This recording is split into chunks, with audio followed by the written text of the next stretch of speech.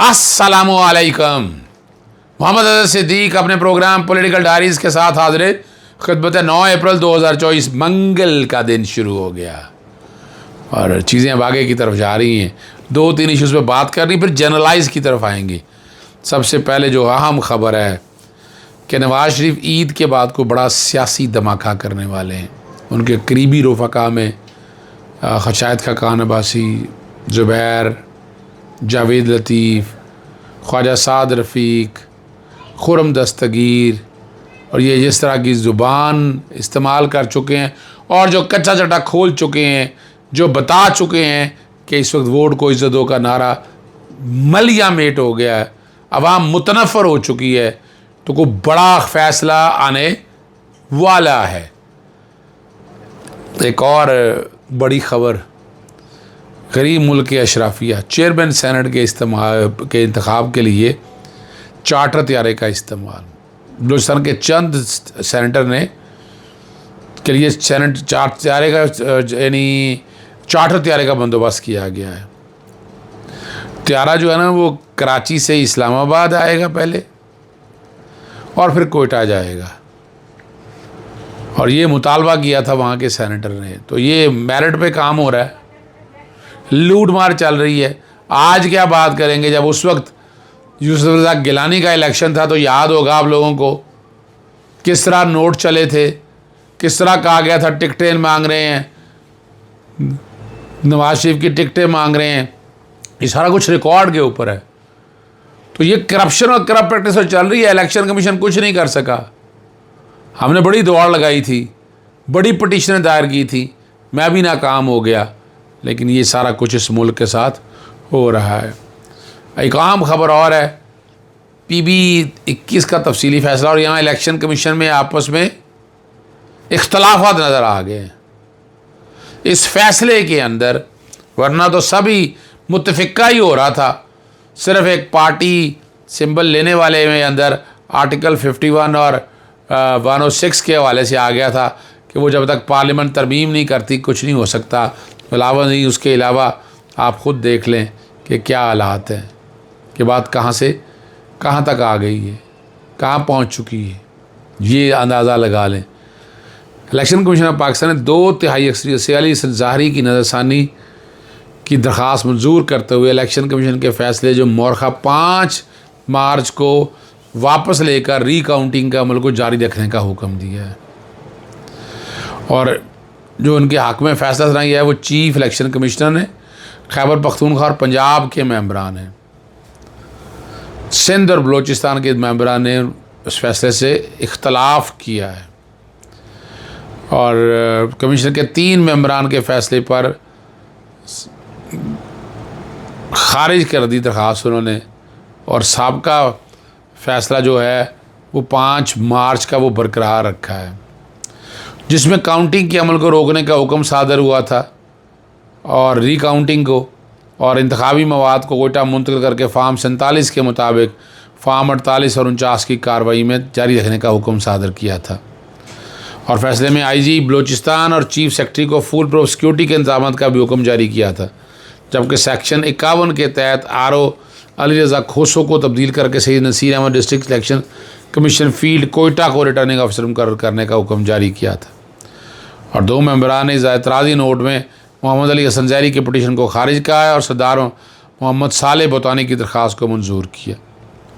तब जबकि 3 मेंबर ने अक्सरियत से दरख्वास्त मंजूर करके रीकाउंटिंग का अमल जारी रखने का हुक्म सादर किया है।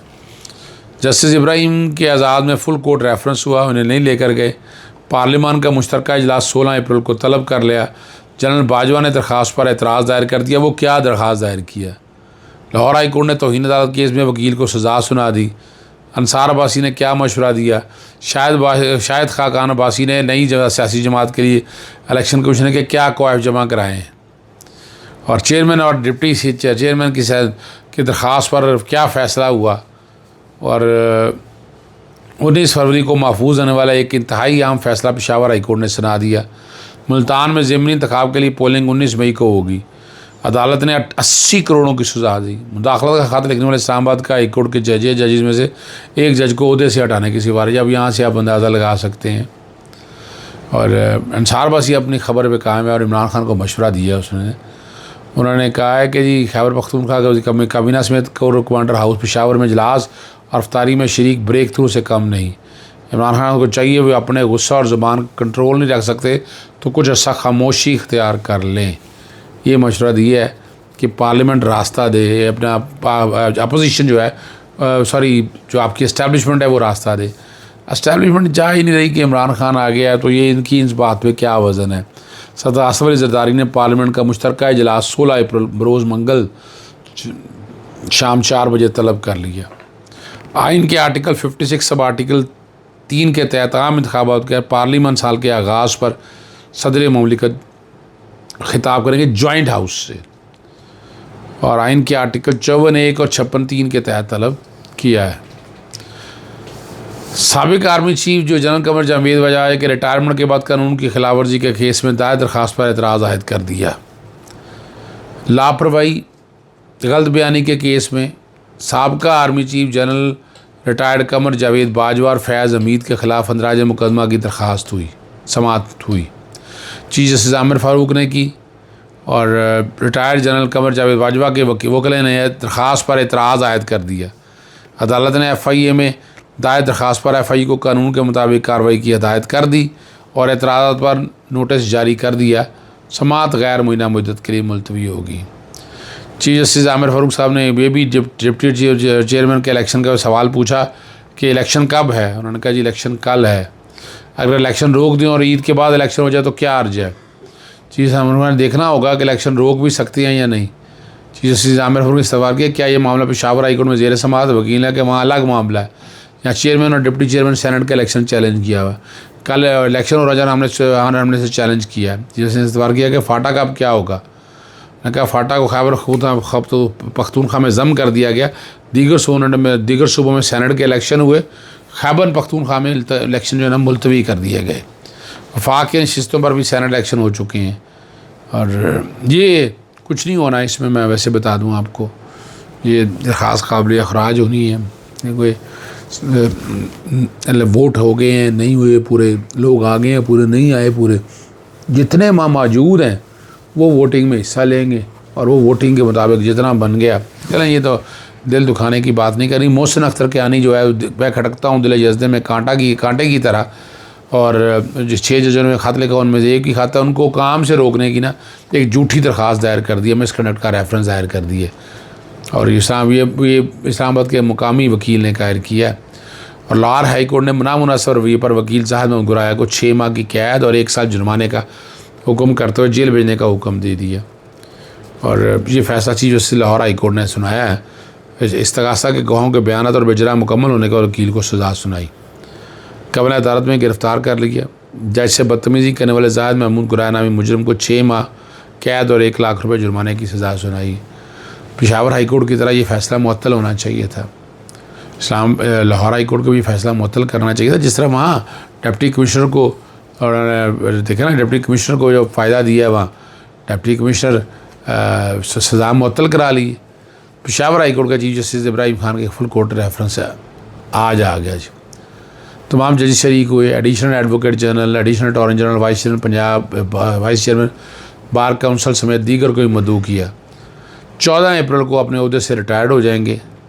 हाई कोर्ट ने कहा कि 31 साल के अरसे में 15,000 फ़ैसले दिए, जिनमें सिर्फ 5 और 9 फ़ैसले सुप्रीम कोर्ट में चैलेंज हुए। इसमें भी 279 को अदालतें आलिया ने बरकरार रखा।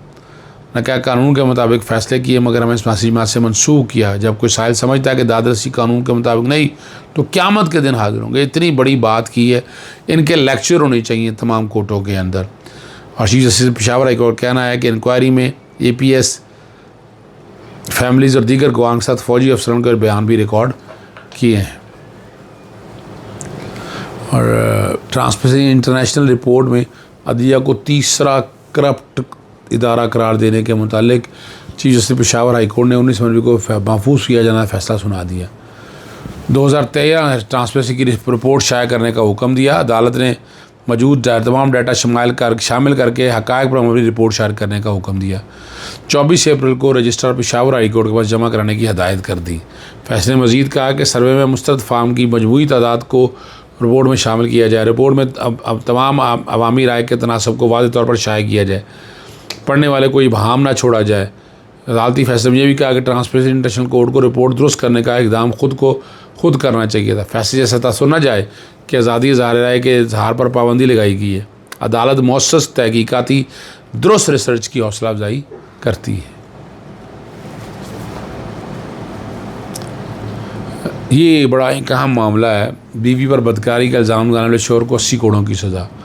एडिशनल डिस्ट्रिक्ट सर्जन मलिर ने बच्ची की वल्दियत से इनकार और बीवी पर बदकारी का इल्ज़ाम लगाने के इल्ज़ाम में मुलज़िम को कसफ ऑर्डिनेंस 1979 के तहत 80 करोड़ की सज़ा सुनाई।